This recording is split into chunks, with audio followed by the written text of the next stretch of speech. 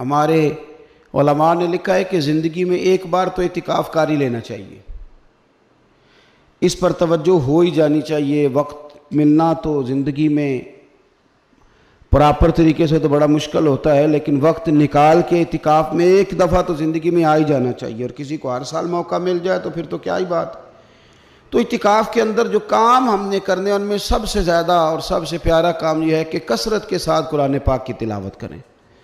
نبی پاک صلی اللہ تعالیٰ علیہ وآلہ وسلم رمضان المبارک میں قرآن پاک کا دور فرماتے تھے حضرت جبریل امین علیہ السلام کے ساتھ، اور جس سال حضور کا وصال ظاہری ہوا اس سال حضور فرماتے ہیں 2 مرتبہ قرآن پاک کا دور کیا۔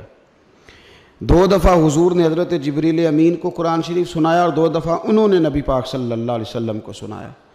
تو بہت کثرت کے ساتھ قرآن پاک کی تلاوت کی جائے۔ ایک پہلو اور بھی ہے اس کا، اس پر بھی آپ توجہ کریں گے۔ قرآن مجید کو پڑھنا بھی ضروری ہوتا ہے، اور صحیح پڑھنا سب سے زیادہ ضروری ہوتا ہے۔ تو اگر آپ کسی ایسی مسجد میں تشریف فرما ہیں جہاں آپ کے لیے بندوبست کیا گیا ہے، تو کوشش کریں کہ وہاں قاری صاحب سے، عالم صاحب سے، امام صاحب سے آپ قرآن مجید کو سیکھیں۔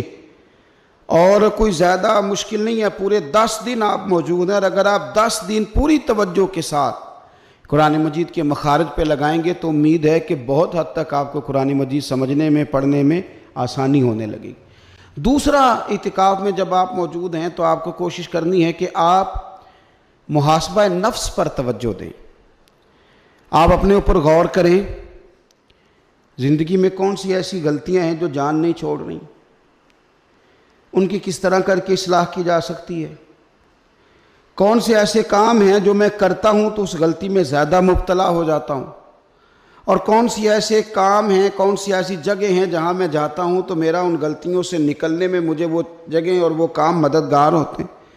تو اپنے محاسبہ نفس پر توجہ دی جائے۔ اعتکاف کے 10 دنوں میں موقع ملتا ہے انسان کو اپنے لیے سوچنے کا۔ حضرت مجدد الفسانی شیخ احمد فاروق سرہندی رحمۃ اللہ تعالیٰ علیہ سے کسی نے پوچھا تھا کہ دنیا میں خوش نصیب شخص کون ہوتا ہے، تو فرمایا جسے دید قصور حاصل ہوتی ہے۔ حضور دید قصور کیا ہوتا ہے؟ فرمایا جسے اپنی غلطیاں نظر آنی شروع ہو جائیں۔ جب اللہ تعالیٰ کسی کے ساتھ بھلائی کا ارادہ کرتا ہے تو اس کی کمزوریاں، اس کی غلطیاں اس کے سامنے لاتا ہے تاکہ اسے اصلاح کا موقع ملے، اور جب ایسا نہیں ہوتا تو پھر تو لوگ جب غلطی مانیں گے ہی نہیں تو اصلاح کیسے ہوگی؟